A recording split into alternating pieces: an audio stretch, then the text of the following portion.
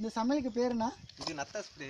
இந்த சமையலுக்கு பேரு இது எப்படின்னா எடுத்துட்டு போய் ஆறு குளம் குட்டையெல்லாம் பிடிச்சி கேமரா பார்த்து பேசுங்க. பொறுக்கிட்டு வரணும். பொறுக்கிட்டு வந்து நம்ம அதை சுடு தண்ணியில போட்டு நல்லா வேக வைக்கணும். வேக வச்ச அறுப்புக்கு அது மண் எல்லாத்தையும் கட்டின அறுப்புக்கு நம்ம உதறனோம்னா அந்த நத்தை கொட்டிடும். கொட்டினாலும் ஓட்டை தூக்கி போட்டுட்டு நம்ம நத்தையை எடுத்து திரும்பி ஒரு சுடு தண்ணியில இல்லை நல்ல தண்ணியில போட்டு அலசிட்டு ஒரு எண்ணெய் அதுக்கப்புறம் அடுப்பை பற்ற வச்சு எண்ணெயில போட்டு நல்லா வதக்கணும்.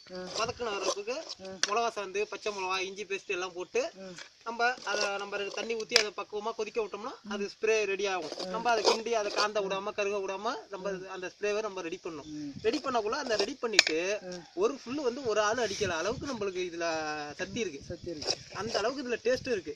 நீங்க வந்து இது வந்து எதுக்கு பயன்படுத்தினா மூலம் வெட்ட சூடு குளிர்ச்சி உடம்புக்கு அப்படியே நீங்க இது சாரத்துக்கும் பயன்படுத்தலாம், சேப்புக்கும் பயன்படுத்தலாம், பீருக்கும் பயன்படுத்தலாம்.